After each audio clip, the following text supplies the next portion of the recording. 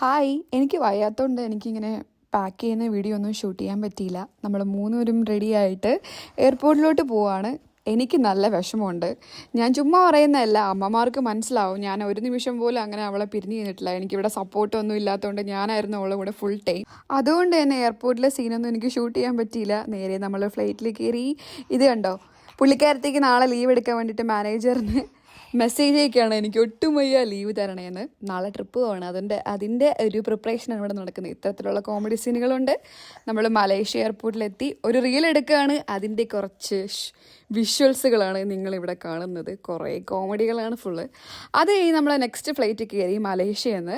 നമ്മൾ പോകാൻ പോകുന്നത് ഒരു മണിക്കൂർ അത്രയില്ല, ആക്ച്വലി ഭയങ്കര ഷോർട്ടായിട്ടുള്ള ഒരു ഫ്ലൈറ്റ് ജേണി ആയിരുന്നു അടുത്തത്.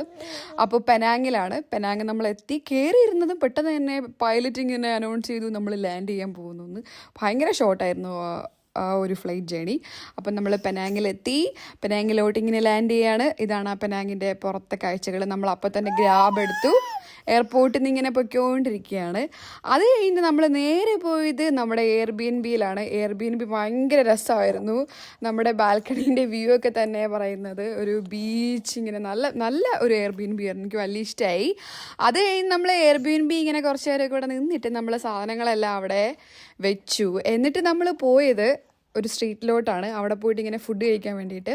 ഇത് അവിടുത്തെ ഒരു ഫേമസ് ആയിട്ടുള്ള ഒരു സ്ട്രീറ്റ് റെസ്റ്റോറൻറ്റ് പോലെ ഭയങ്കര ഫേമസ് ആണ്. ഭയങ്കര ക്യൂ ആണ് അവിടെ.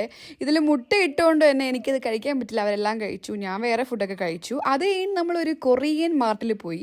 അവിടെ പോയിട്ട് കുറച്ച് സ്നാക്സ് ഒക്കെ മേടിക്കാൻ പോയത്. അവിടെ നിന്ന് ഇങ്ങനെ കുറച്ച് സ്നാക്സ് ഒക്കെ വാങ്ങിച്ചു നാളത്തേക്ക് ബ്രേക്ക്ഫാസ്റ്റിന് വേണ്ടി. അങ്ങനെ ഇങ്ങനെയൊക്കെ കുറച്ച് കേക്ക്സ് ഒക്കെ എടുത്തു. അത് കഴിഞ്ഞ് വീട്ടിൽ വന്ന് കുറച്ച് റെസ്റ്റ് എടുത്തിട്ട് ഈവനിങ് ഒരു ബീച്ച് റിസോർട്ടിലോട്ട് പോകാൻ വേണ്ടിയിട്ട് റെഡി ആവുകയാണ്. വീണ്ടും നമ്മൾ ഗ്രാബ് എടുത്തു. അവിടെ എത്തി. 2 ഗ്രാബിലായിട്ടാണ് പോയത്. അപ്പോഴത്തേക്കും നമ്മുടെ ഫ്രണ്ട്സ് അവിടെ എത്തിയിട്ടുണ്ടായിരുന്നു. നമ്മളിങ്ങനെ ആ റിസോർട്ടിൽ കൂടി ഇങ്ങനെ നടക്കുകയാണ്. ഭയങ്കര നല്ല ആംബിയൻസ് ആയിരുന്നു. അപ്പോൾ നമ്മുടെ സീറ്റിങ് നമ്മൾ നേരത്തെ ബുക്ക് ചെയ്തിട്ടുണ്ടായിരുന്നു, വെളിയിലായിരുന്നു. അപ്പോൾ നമ്മൾ അങ്ങോട്ട് നടന്നു. ഇതാണ് നമ്മുടെ ആ സീറ്റ്. നമ്മുടെ ഫ്രണ്ട്സ് ഉണ്ടോ അവിടെ വെയിറ്റ് ചെയ്യുന്നുണ്ടോ. അപ്പോൾ ഇതാണ് ബ്രൈഡ്. അവളുടെ ബാച്ചിലറേറ്റിനാണ് നമ്മളെല്ലാവരും വന്നത്. ഭയങ്കര നല്ല ആംബിയൻസ് ആയിരുന്നു. ഇതായിരുന്നു എൻ്റെ മേക്കപ്പ്, എൻ്റെ ഔട്ട്ലുക്കൊക്കെ. അതേ നമ്മൾ ഫുഡ് വാങ്ങിച്ചു. കുറേ വെറൈറ്റി ഫുഡ് ഉണ്ടായിരുന്നു. നമ്മളെല്ലാവരും ഷെയർ ചെയ്ത് കഴിച്ചു.